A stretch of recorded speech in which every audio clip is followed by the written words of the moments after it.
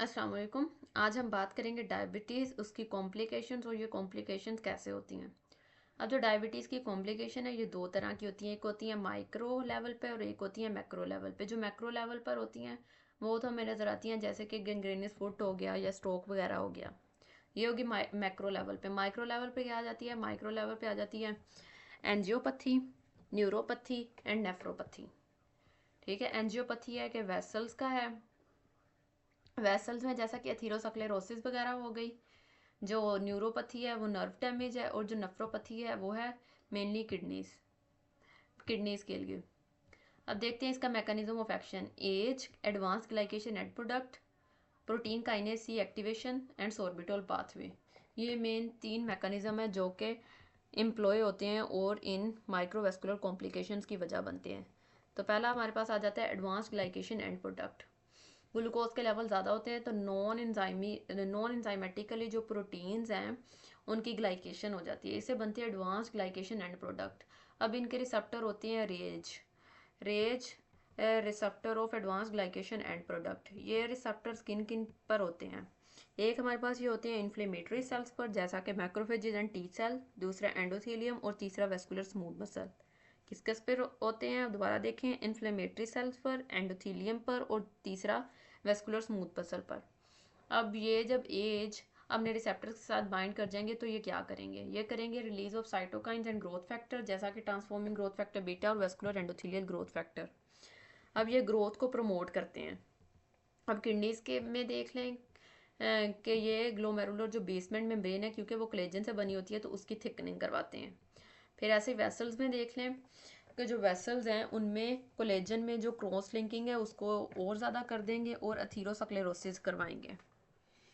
दूसरा, ये जो एज हैं, एडवांस ग्लाइकेशन एंड प्रोडक्ट हैं, ये रोस फॉर्मेशन रिएक्टिव ऑक्सीजन स्पीशीज के सिंथेसिस को इन्हांस करते हैं।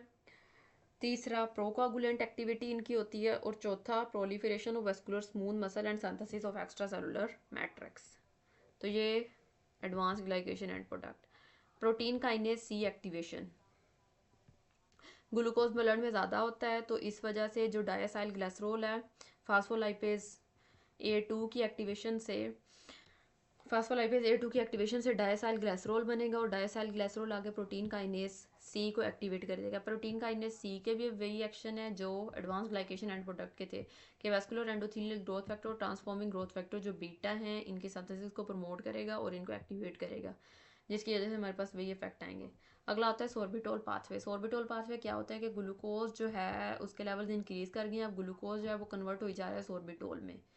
नॉर्मली ये मैकेनिज्म हमारी बॉडी में हो रहा होता है सेमिनल वेसिकल्स में, जहाँ पर जो ग्लूकोज है उसको सोर्बिटोल में कन्वर्ट किया जाता है और फिर उसको फ्रक्टोज में कन्वर्ट कर दिया जाता है। लेकिन अगर ग्लूकोज के लेवल ज़्यादा हो जाएंगे तो ये पाथवे ओवर एक्टिव हो जाएगा। अब इसकी वजह से क्या होगा? एक तो ऑस्मोटिक स्ट्रेस आ जाएगा, दूसरा ऑक्सीडेटिव स्ट्रेस आ जाएगा। अब कैसे? एल्डोज रिडक्टेज इस पाथवे के लिए चाहिए होता है। एल्डोज रिडक्टेज को अपने फंक्शनिंग के लिए चाहिए होता है एन चाहिए होता है।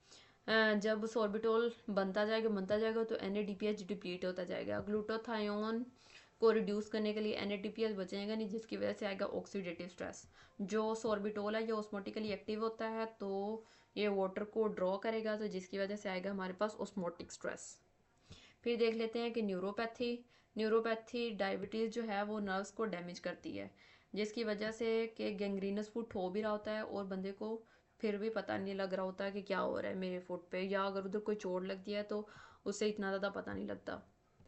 गैंग्रीनस फुट में जैसा कि देखा जाता है कि पाँव काट दिए जाते हैं, लेकिन फिर भी पेशेंट को जो तकलीफ़ है वो नहीं होती। क्यों नहीं होती? क्योंकि नर्व्स ही नहीं काम कर रही होती सही तरीके से। तीसरा हमारे पास है डायबिटिक नेफ्रोपैथी। डायबिटिक नेफ्रोपैथी में तीन चीज़ें आ जाएंगी। एक तो ये जो है आर्टरी या आर्टरियोल्स, उनमें आर्टेरियोस्क्लेरोसिस करेगा। दूसरा हमारे पास ये मेजेंजियम जो है मेजेंजियल स्क्लेरोसिस करेगा। और तीसरा हमारे पास ये ग्लोमेरुलस को अफेक्ट करेगा, ग्लोमेरुलाई को। और चौथा ये टिब्यूल्स पर भी इसके इफेक्ट होंगे। अच्छा, ये हमें जी मेजेंजियल स्क्लेरोसिस नज़र आ रही है, ये मेजेंजियम में स्क्लेरोसिस। ये बोमान कैप्सूल की पेराइटल लेयर है, जो इसकी विजरल लेयर होती है वो बना रही होती है पोडोसाइट या फूड प्रोसेसेस। ये पेराइटल लेयर में ये हमें इधर पिंकिश मटेरियल की थिकनिंग नज़र आ रही है, इस चीज़ को हम कहते हैं कैप्सूलर ड्रॉप। इयोसिनोफिलिक मटेरियल अगर बोमान की पेराइटल लेयर में इंक्रीज़ कर जाए तो इस चीज़ को हम कहते हैं कैप्सूलर ड्रॉप। इसमें हमें कैप्सूलर ड्रॉप और मेसेंजियल स्क्लेरोसिस बड़ी अच्छी नज़र आ रही है। अच्छा, आगे देखते हैं ये कैप्सूलर ड्रॉप और फाइब्रिन कैप बेसिकली होता क्या है।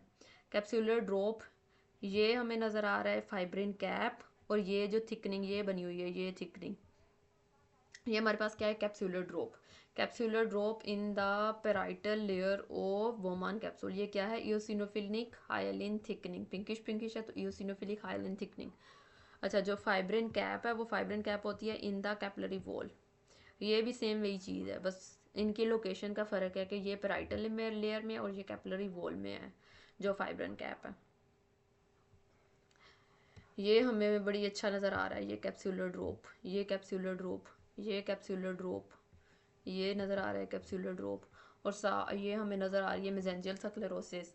ये मेसेंजियल स्क्लेरोसिस जो है ये डिफ्यूज़ भी हो सकती है और नोड्यूल की फॉर्म में भी हो सकती है। अगर नोड्यूलर फॉर्म में होगी तो इन नोड्यूल्स को हम कहते हैं किमल स्टील विल्सन नोड्यूल। अब आर्टरी में भी मैंने कहा था कि हाइलिन डेपोजिशन की वजह से जो है वो आर्टीरियल स्क्लेरोसिस हो जाती है। ये हमारे पास ए फ्रंट आर्टरियोल है, ए फ्रंट आर्टरियोल है, और ये इसमें हमें ये जो पिंकिश पिंकिश मटेरियल नज़र आ रहा है ये हाइलिन आर्टीरियल स्क्लेरोसिस है। अब जो ट्यूब्यूल्स हैं, ट्यूब्यूल्स में जो डायबिटीज़ है ये करवाती है पेपिलरी नेक्रोसिस। ठीक है, तो ये थी इसकी कॉम्प्लिकेशंस, और देखा कि हमने कि कॉम्प्लिकेशन किन किन वजह से होती हैं, एज की वजह से, प्रोटीन काइनेज सी की वजह से, और सोर्बिटोल की वजह से। तो ये था आज का लेक्चर। अल्लाह हाफिज़।